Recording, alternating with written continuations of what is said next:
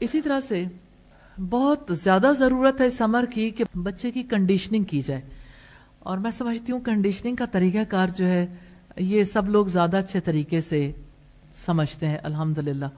اور کچھ بچے کے لیے اصول ہیں جن کو پیش نظر رکھنا بھی ضروری ہے.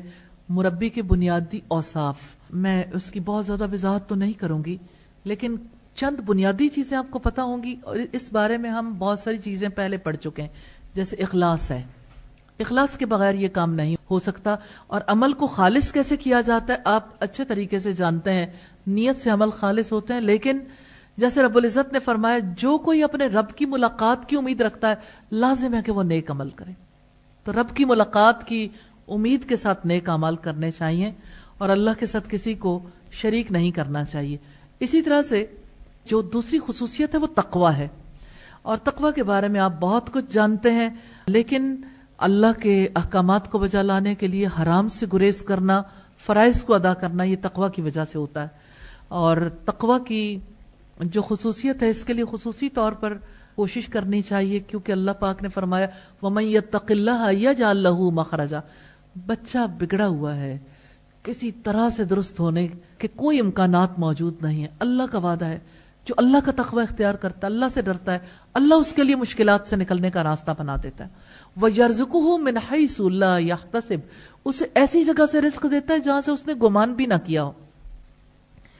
اور سیدنا ابو ذر کی روایت ہے، رسول اللہ نے فرمایا تم جہاں کہیں بھی اللہ کا تقوی اختیار کرو، برائی کے پیچھے نیکی لگا کر اس کو مٹا دو اور لوگوں سے اچھے اخلاق سے پیش آؤ. اس تقوی کے حصول کے لیے اللہ سے توفیق مانگنی چاہیے، مراقبے اور محاسبے کی کیفیت میں رہنا چاہیے نماز کے دوران، اور نیت کی اصلاح اور درستگی کرنی چاہیے، قضاء و قدر پر راضی رہنا چاہیے، نفس کا محاسبہ کرنا چاہیے، پاک دامنی کا خیال رکھنا ضروری ہے، صحت کی حالت میں صدقہ و خیرات کرنا، روزہ رکھنا، حلال کمائی. یہ وہ چیزیں ہیں جو تقوی کے حصول میں مددگار ہوتی ہیں. تیسری چیز علم ہے. خالی دامن انسان کسی فقیر کو بھی کچھ عطا نہیں کر سکتا. جو مربی ہے اس کے لیے علم ضروری ہے. جس تربیت کرنے والے کے پاس علم نہیں، اس کی جھولی خالی ہے، وہ علم کے موتی کیسے بانٹ سکتا ہے؟ تو اللہ پاک نے فرمایا هل يستوي الذين يعلمون والذين لا يعلمون. کیا وہ لوگ جو جانتے ہیں اور جو نہیں جانتے برابر ہو سکتے ہیں؟ تو برابر نہیں ہے. اور اللہ نے علم رکھنے والوں کو بڑا درجہ دیا ہے الحمدللہ. تو اسلام کے بنیادی احکامات کا علم حاصل کرنا ہر مسلمان پر فرض ہے. جس علم کو فرض قرار دیا گیا وہ اللہ رب العزت کی کتاب اور رسول اللہ صلی اللہ علیہ وسلم کی سنت ہے، اور ایک مربی کی یہ ہتھیار ہے، کیونکہ صاحب علم ہی اللہ کی توفیق سے دوسروں کی تربیت کرنے کے قابل ہوتا ہے. اور اسی طرح سے پھر ہم دیکھتے ہیں کہ حلم جو ہے، تحمل، بردباری، اللہ تعالیٰ نے اپنے رسول کو بھی حکم دیا خذ العفو وأمر بالعرف وأعرض عن الجاہلین. آپ عفو و درگزر کا طریقہ اختیار کریں، نیکی کا حکم دیں اور جاہلوں سے کنارہ کشی اختیار کریں. اور اسی طرح جیسے اللہ رب العزت نے نبی صلی اللہ علیہ وسلم سے فرمایا فَبِمَا رَحْمَةٍ مِّنَ اللَّهِ لِنْتَ لَهُمْ. اللہ کی بڑی رحمت کی وجہ سے آپ ان کے لیے نرم دل ہو گئے، اور اگر آپ بدخلق اور سخت دل ہوتے یقیناً وہ آپ سے منتشر ہو جاتے. اشج عبد القیس سے نبی صلی اللہ علیہ وسلم نے فرمایا تھا کہ اے اشج، تمہاری دو خصوصیات اللہ تعالیٰ کو بہت پسند ہے، حلم اور یعنی بردباری اور وقار. صحیح مسلم کی 126 نمبر روایت. پانچویں چیز جواب دہی کا احساس ہے.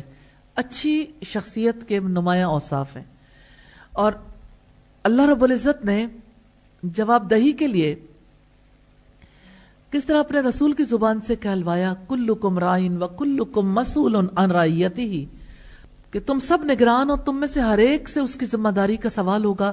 حاکم رعایا کا نگران ہے، اس سے اپنی رعایا کا متعلق سوال ہوگا. آدمی اپنے اہل خانہ کا نگران ہے، اس سے اپنے ماتحت افراد کے بارے میں پوچھ گچھ ہوگی. بیوی اپنے شوہر کے گھر کی ذمہ دار ہے، اس سے اس کی ذمہ داری کی باز پرس ہوگی. غلام اپنے مالک کے مال کا محافظ ہے، اس سے اس کی نگرانی کے بارے میں سوال ہوگا. سوچیں، لیڈرشپ رول دے دیا سبھی کو الحمدللہ. یہ بخاری کی 893 نمبر روایت. اسی طرح سے آپ دیکھیے نبی صلی اللہ علیہ وسلم نے فرمایا اے معاذ، انسان سے قیامت کے دن ہر عمل کا سوال ہوگا. یہاں تک کہ اس کے آنکھ کے سرمے اور اس کے ہاتھ کی گندی ہوئی مٹی کے بارے میں بھی اس سے سوال ہوگا. دیکھ معاذ ایسا نہ ہو قیامت کے دن اللہ کی نعمتوں کے بارے میں تو کمی والا رہ جائے. یہ تربیت ہے جو آپ صلی اللہ علیہ وسلم نے کی. مسلم کی روایت ہے 64 نمبر پر. اور نبی صلی اللہ علیہ وسلم کا احساس جواب دہی ہمیں سورہ النساء کی آیت نمبر 41 سے پتہ چلتا ہے کہ آپ تلاوت سن رہے تھے حضرت عبداللہ ابن مسعود سے, اور جب یہ آیت آئی کیا حال ہوگا جب ہم ہر امت میں سے گواہ لائیں گے اور آپ کو ان پر گواہ لائیں گے, تو آپ نے کہا ٹھہرو بس کرو. ابن مسعود نے نظر اٹھا کر دیکھا تو آپ کی آنکھوں سے آنسو جاری تھے. یہ بخاری کی 4582 نمبر روایت. اور اللہ تعالیٰ نے امت مسلمہ کو امت وسط بنایا ہے, جیسے سورہ البقرہ کی آیت نمبر 143 میں ہے کہ اسی طرح ہم نے تمہیں امت وسط بنایا تاکہ تم لوگوں پر گواہ رہو اور رسول تم پر گواہ رہیں. محاسبے کا جو خوف حضرت عمر کو لاحق تھا, حضرت ابو بکر کو لاحق تھا, ہم اس بارے میں کئی دفعہ بات چیت کر چکے ہیں. اور اسی طرح نبی صلی اللہ علیہ وسلم کے دیگر صحابی جو تھے وہ اسی وجہ سے کہ ہم سے پوچھا جائے گا. چھٹی چیز حکمت ہے. جیسے نبی قرآن حکیم میں آتا ہے ادعو الی سبیل ربک بالحکمہ بالحکمت والموعظۃ الحسنۃ وجادلہم باللتی ہی احسن.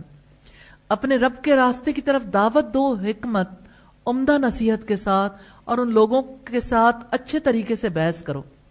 تو تربیت کے میدان میں ایک طریقہ اختیار نہیں کرنا چاہیے, لیکن حکمت سے کام ضرور لینا چاہیے. اور اس کے لیے سب سے پہلی چیز ہے مخاطب کے میلانات, رجحانات اور اس کے حالات کا دھیان رکھنا.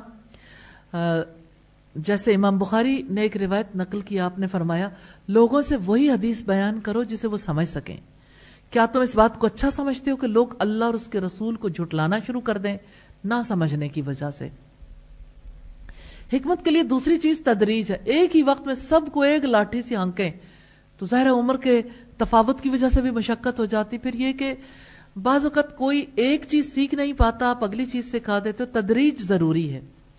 جب رسول اللہ نے حضرت معاذ بن جبل کو یمن کا گورنر بنا کر بھیجا تھا تو ان سے پوچھا تھا اور انہیں یہ کہا تھا کہ اہل یمن کو اس بات کی دعوت دینا کہ اللہ کے سوا کوئی معبود نہیں اور میں اللہ کا رسول ہوں. تیری اطاعت کر لیں پھر یہ بتانا کہ صبح و شام میں 5 نمازیں اللہ تعالیٰ نے فرض کی ہیں. اگر وہ مان جائیں تو بتانا کہ اللہ رب العزت نے سال میں 1 دفعہ مال پر زکوٰۃ فرض کی ہے جو تمہارے مالداروں سے لی جائے گی اور فقراء میں تقسیم کی جائے گی. تو پہلے ایمان کی دعوت ہے, پھر نماز ہے, پھر زکوٰۃ ہے. تدریج یہی ہے.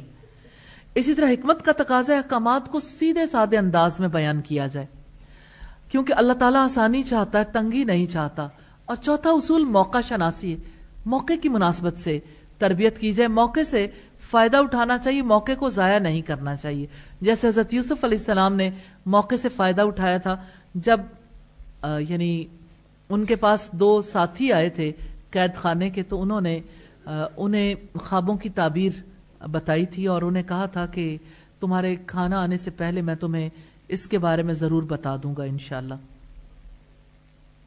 ہماری ویڈیو کو لائک کریں اور چینل سبسکرائب کریں.